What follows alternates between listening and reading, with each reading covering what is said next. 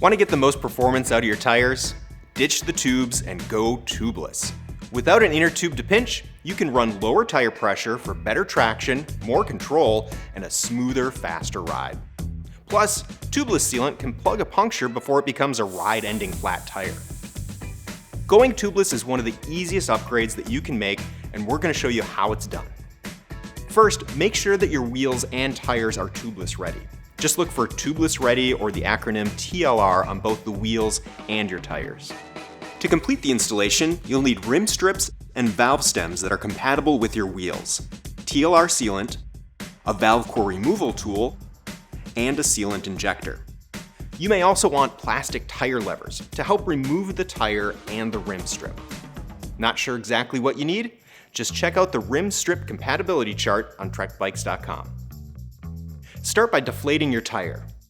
Work your way around the wheel, squeezing the sides of the tire to break the connection between the tire's bead and the hook on the inside of the rim.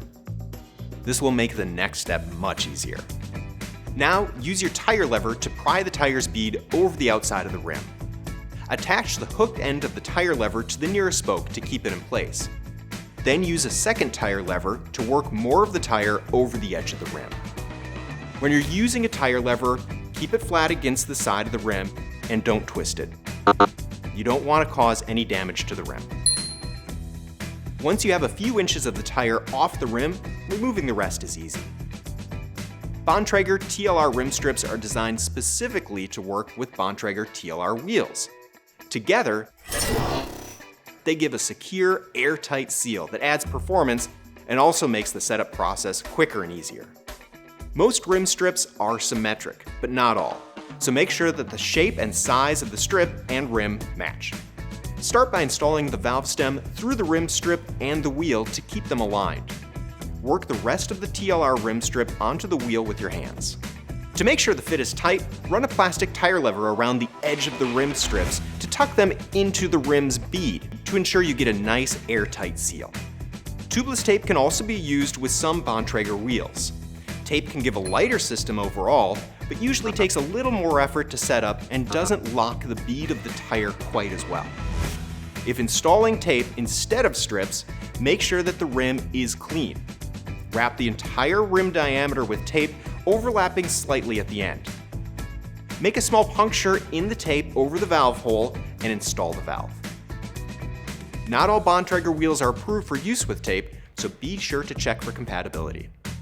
With your rim strip or rim tape in place, it's time to install your Tubeless Ready tire. Rotate the wheel so that the valve stem is closest to the floor and check that the tire is facing the right direction. Just look for a directional arrow on the tire sidewall. Start at the top of the wheel and work one bead over the rim's edge and into the center rim channel. Evenly work your way around the rim and finish with a plastic tire lever if needed. Repeat those same steps for the second tire bead. Just like when we were removing the tire, move the tire bead to the center of the rim channel. That'll give you a little more slack in the tire and make it easier to get the second bead onto the rim. Make sure that the valve stem is inside of the beads once installed and the valve nut is tightened to spec. You're now ready to inflate your tire and seat the tire beads. Check your tire sidewall for pressure recommendations and never inflate beyond max pressure. It's important to fully seat those tire beads too. When using TLR strips, this can often be done with a floor pump. If you're using tape or having any difficulty getting the system to hold air, we recommend using a Bontrager flash charger TLR pump, or an air compressor for that initial blast of air needed to seat the tire's bead onto the rim. Continue to add air until the tire's bead is fully seated on both sides of the wheel. You'll see and hear this happen.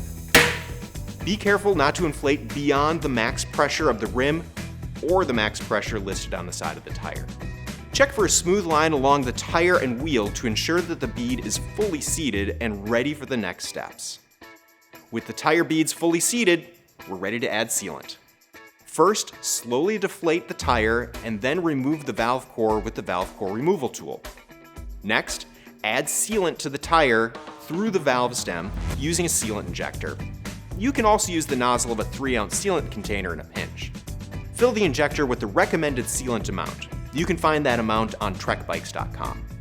Thread the injector onto the valve stem and place the valve stem at the 3 or 9 o'clock position.